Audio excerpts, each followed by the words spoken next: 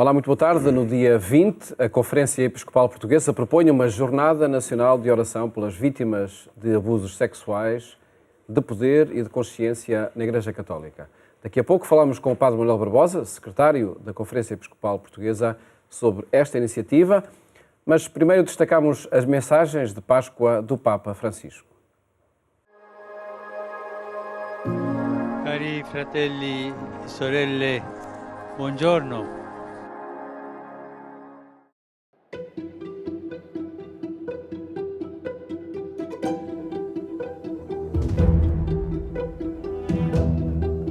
Na Páscoa mudaram as sortes do mundo, disse o Papa Francisco, diante daqueles que o escutavam na Praça de São Pedro e acompanhavam à distância na sua mensagem Urbi et Orbi, à cidade e ao mundo.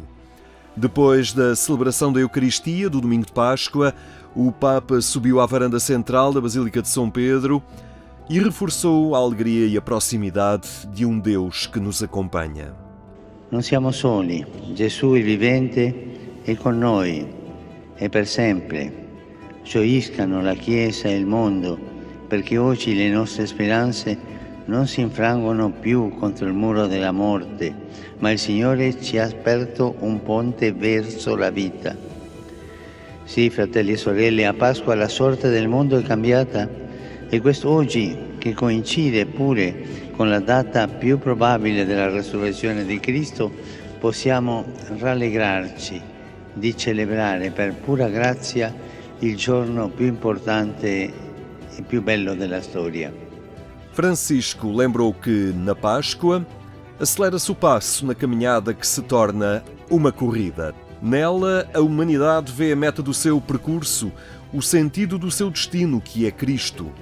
Affrettiamoci anche noi a crescere in un cammino di fiducia reciproca, fiducia tra le persone, tra i popoli, le nazioni. Lasciamoci sorprendere dal lieto annuncio della Pasqua, dalla luce che illumina le tenebre dell'oscurità in cui troppe volte il mondo trova avvolto.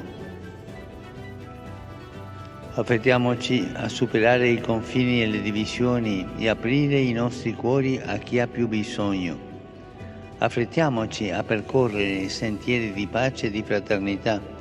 Gioiamo per segni concreti di speranza che ci giungono da tanti paesi, a partire da quelli che offrono assistenza e accoglienza a quanti fuggono dalla guerra e dalla povertà. Mas o tom de alegria não permite esquecer o que o Papa define como pedras de tropeço nesta caminhada. Francisco recordou as situações neste mundo marcadas pelo sofrimento que aguardam ainda por ressurreição. Aiuta l'amato popolo ucraino nel cammino verso la pace e diffondi la luce pasquale sul popolo russo.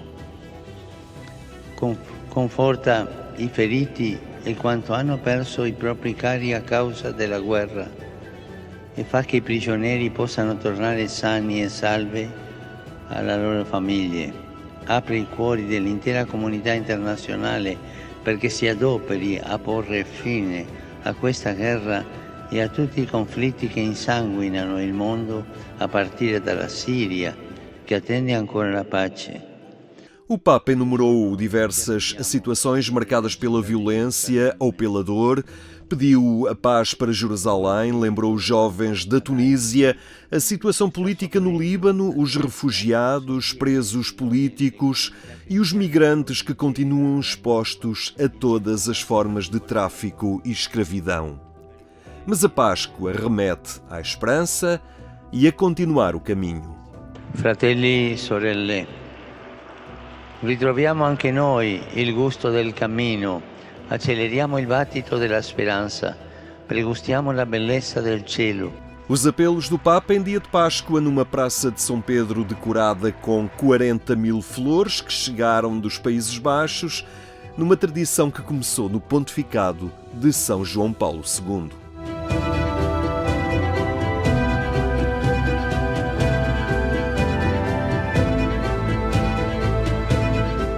Na missa crismal no Vaticano, Francisco reuniu o clero da Diocese de Roma, aos seus sacerdotes, para os interpelar a deixar-se chamar uma segunda vez. O Papa alertou para as formas de cansaço, para o risco do Espírito Santo deixar de habitar e inspirar a vida do padre.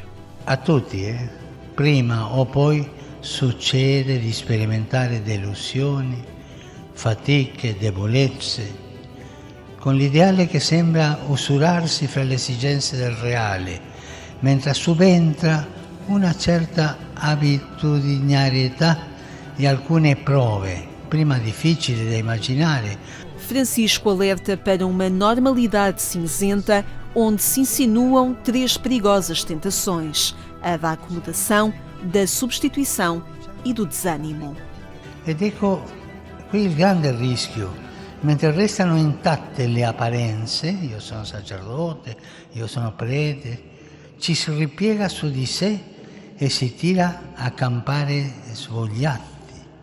La fragranza dell'unzione non profuma più la vita e il cuore non si dilata ma si restringe avvolto nel disincanto. È un distillato, sai, quando il sacerdozio lentamente va scivolando sul clericalismo e il sacerdote si dimentica di essere pastore del popolo per diventare un chierico di Stato. Perante isto, Francisco desafia os sacerdotes a uma segunda unção, uma segunda chamada em que o padre se abre ao acolhimento do espírito na condição frágil da realidade. Coraggio, il Signore è più grande delle tue debolezze, dei tuoi peccati. Affidati al Signore e lasciati chiamare una seconda volta, questa volta con l'unzione dello Spirito Santo. La doppia vita non ti aiuterà a buttare tutto per la finestra nemmeno. Guarda avanti, lasciati carezzare per l'unzione dello Spirito Santo. Mas o Papa reconhece a vocação heroica de muitos e a forma como contribuem para que Deus e a Igreja continuem relevantes na vida de tantas pessoas. Grazie. Grazie per la vostra testimonianza. Grazie per il vostro servizio. Grazie per tanto bene nascosto che fate. Grazie per il perdono e la consolazione che regalate in nome di Dio. A missa crismal, presidida pelo Papa Francisco, foi concelebrada pelos cardeais, bispos e sacerdotes presentes em Roma.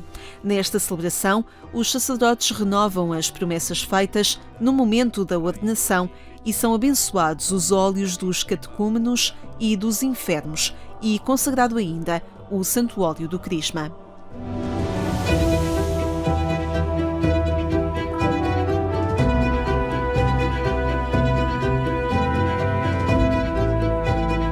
Casal del Marmo.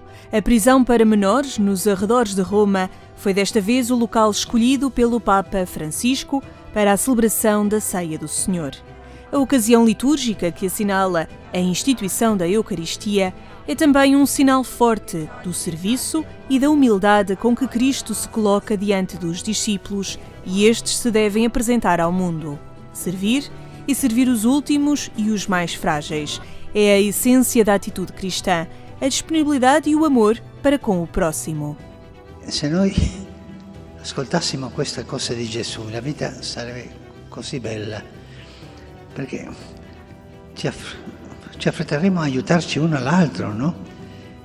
Invece, come ci insegnano i furbi, a fregare uno l'altro, no? Perché di approfittare uno dell'altro. Diante dos jovens que cumprem a sua pena neste estabelecimento penitenciário, Francisco lembrou que a fraqueza e os erros cometidos não afastam Deus das nossas vidas. Ognuno di noi può dire, ma se il Papa sapesse le cose che io ho dentro, Gesù le sa e ci ama così come siamo e ci lava i piedi a tutti noi. Gesù non si spaventa mai delle nostre debolezze, non si spaventa mai, perché Lui ha pagato già, soltanto vuole accompagnarci, vuole prenderci per mano, perché la vita sia non tanto dura per noi. E antes do rito do lava-pés, Francisco deixou aos jovens uma recomendação. Durante la lavanda dei piedi pensate voi, Gesù mi ha lavato i piedi, Gesù mi ha salvato e ho in questa difficoltà adesso, ma passerà, ma il Signore è sempre accanto a te, mai abbandona, mai. Pensate tutti questo. Esta atitude do Papa levou Rafael Grimaldi, responsável pelas capelanias penitenciárias de Itália, a considerá-la como um sinal para sensibilizar a sociedade, as instituições e a política para respostas concretas, educativas, que superem alguns modelos errados que afetam estes jovens. O Papa Francisco lavou os pés a 12 jovens de diferentes nacionalidades, depois de o ter feito há 10 anos, no mesmo local.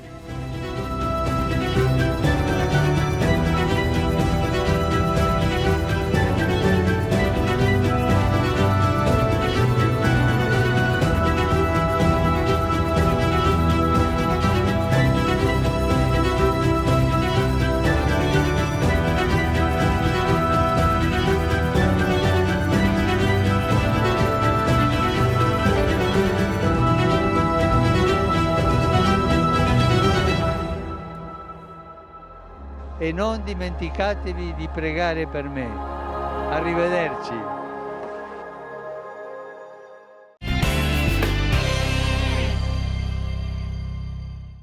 Acompanhe estas e outras notícias no portal agência.eclésia.pt. Falamos agora com o Padre Manuel Barbosa sobre a Assembleia Plenária dos Bispos de Portugal, que decorre na próxima semana e termina com a Jornada Nacional de Oração pelas Vítimas de Abusos Sexuais, de Poder e de Consciência na Igreja Católica. Padre Manuel, boa tarde. Boa tarde. Obrigado por estar connosco. Que jornada é esta que a Conferência Episcopal promove de hoje a 8 dias, na quinta-feira, dia 20?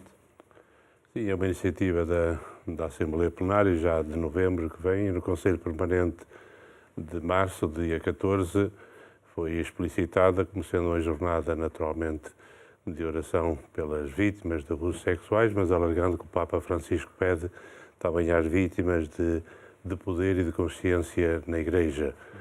Portanto, é uma jornada que se vai concretizar em Fátima, no final da Assembleia, no dia 20, que é uma quinta-feira às 11 horas, a celebração da Eucaristia na Basílica da Santíssima Trindade, em Fátima, com todos os bispos que estão presentes na Assembleia, convidando-se também cada diocese a promover esta iniciativa e esta oração, portanto, nas paróquias, enfim, nas celebrações que tiverem nesse dia. Portanto, é uma jornada nacional nesse sentido, porque estamos todos em Fátima, os bispos de todas as dioceses, mas também convidando outras comunidades a associarem-se nesta oração, aliás, como já tem acontecido, e concretamente, só deste pormenor, na Sexta-feira Santa, com a inclusão de uma oração específica pelas vítimas de abusos sexuais, na oração universal da celebração da Sexta-feira Santa.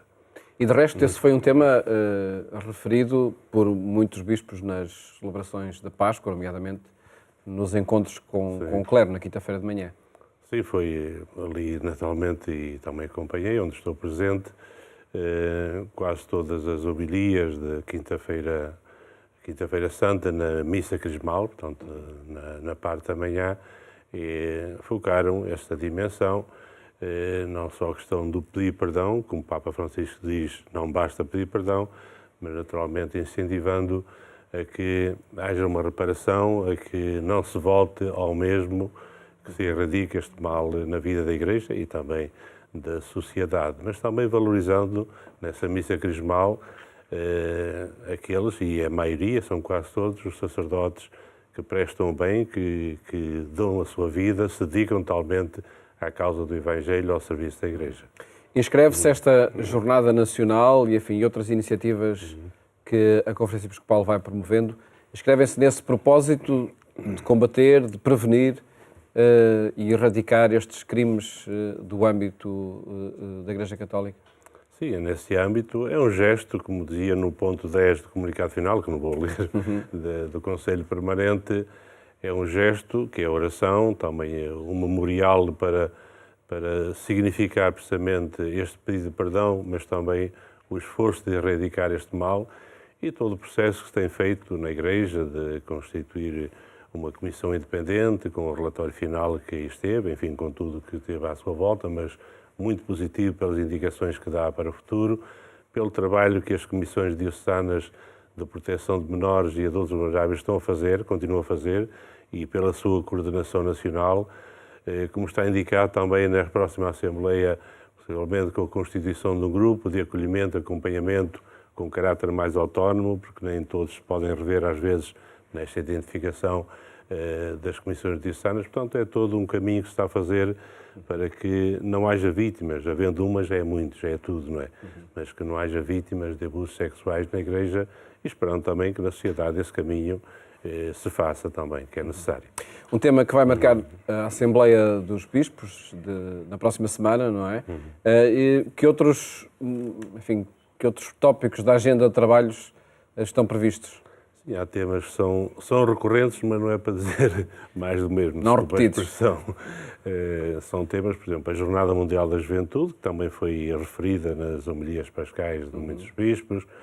Portanto, estamos muito próximos desta jornada e, sobretudo, pensar na sua realização concreta. Há coisas que é preciso, naturalmente, atender. Estamos a pouco tempo da sua realização. Já estamos a realizá-la, não é? Já estamos em Jornada Mundial, mas na sua efetivação nas últimas 2 semanas, os dias das dioceses, e depois na semana da Jornada Mundial em Lisboa com o Papa Francisco. Mas também a pensar no pós-jornada, que todo este movimento, todas estas celebrações, estas realizações, todas estas iniciativas, que é que isso nos traz para depois da jornada. Aliás, há uma homilia, pelo menos do Patriarca de Lisboa, que incide precisamente sobre este ponto. Temos que pensar já no pós-jornada como continuar este trabalho de dinamização dos jovens numa igreja, para que a igreja tenha renovada, precisamente no espírito do Senhor ressuscitado. É uma Assembleia que acontece, enfim, também com eleições, não é? Os mandatos na Conferência Episcopal têm esse caráter de serem de 3 anos, são triênios, não é? Sim, é um dos temas desta Assembleia, eleições. Quando se fala em eleições, portanto, são eleições naturalmente democráticas, até com voto secreto, e são as eleições, são trienais para os órgãos da Conferência Episcopal, que é a Presidência, o Conselho Permanente, que é um grupo de 7 bispos, e o secretário também pode ser bispo, que depois concretizam e preparam as iniciativas da Assembleia Plenária, que é o órgão máximo da Conferência Episcopal. A eleição também para os presidentes de 7 comissões episcopais, de vários sectores de atividade na vida da Igreja, e também eleições para os delegados da Conferência Episcopal, por exemplo, na Comece, já para saberem, é um organismo que na Europa reagrupa os bispos de todas as conferências, com esta incidência na União Europeia, nas questões sociais, nas questões políticas, nas questões jurídicas, todos os aspectos mais técnicos. Também delegado para a CCE, que é o organismo que reagrupa todas as conferências episcopais, não da União Europeia, mas de toda a Europa. Enfim, há várias eleições que são feitas para um triênio. Queria relevar que os estatutos da Conferência Episcopal foram aprovados, revistos e aprovados, e só um pormenor, quer dizer, esta dimensão, por exemplo, o secretário da Conferência Episcopal, a partir desta nova eleição, até poderia ser um leigo. Pode ser um bispo, pode ser um padre, pode ser um consagrada, ou pode ser um leigo. É a primeira vez que isso acontece. Não digo que vai ser eleito ou não, mas há essa possibilidade de eleição. Foi uma alteração introduzida nesta tal revisão dos que já foi aprovada pela Santa Sé, precisamente no dia 30 de março, e é um dos pontos que está nos estatutos. Há outros, mas este é um aspecto relevante também para a vida da Conferência Episcopal. Há outros temas na Assembleia, o processo sinodal está naturalmente em curso e vamos ter em consideração. Vamos ter também uma reflexão sobre o CNE, o Corpo Nacional de Escutas, que vai celebrar em maio 100 anos de existência, um movimento que agrupa umas 80 mil jovens. Portanto, são vários pontos que vão estar presentes e outros mais de caráter interno que vamos ter presente, como a partilha das comissões, todo este trabalho que vai ser feito e, naturalmente, este processo dos abusos sexuais de menores e a proteção de menores estará naturalmente presente para tomar iniciativas ou reativar iniciativas já tomadas. Falou há pouco, Pablo Manuel Barbosa, desse processo eleitoral. Ele decorre por voto semelhante a uma outra qualquer eleição que se faça? Sim, é por voto secreto, não vou entrar muito em minúcias. Com boletins de voto, etc. Sempre com votação, a eleição, os 2 primeiros escrutínios é a maioria absoluta e depois, se houver necessidade, um terceiro entre os 2 mais votados, como é normal e são as indicações do direito canónico. De facto, uma Assembleia que fica marcada e assinalada por essa jornada de estudo, portanto, dia 20, quinta-feira, às 11 horas. Jornada de oração. Jornada de oração pelas vítimas de abuso sexual e de poder e de consciência. É uma celebração que acredito, como todas as que acontecem no Santuário de Fátima, estão abertas a quem queira participar. É isso que eu queria dizer há bocadinho, depois passou, não está aberto, os bispos vão estar presentes na celebração, aqueles que puderem estar presentes fisicamente a celebrar na Basílica da Santíssima Trindade, e também haverá algumas transmissões por internet, enfim, por streaming, como se diz, e também se pode acompanhar essa celebração.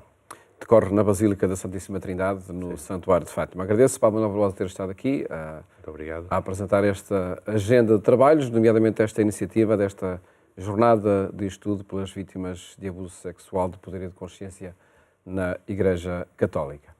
No portal da Agência Eclésia pode rever este e os programas que partilhamos consigo aqui na RTP2, assim como na Antena 1. Desejo-lhe uma ótima tarde e até amanhã, se os quiser.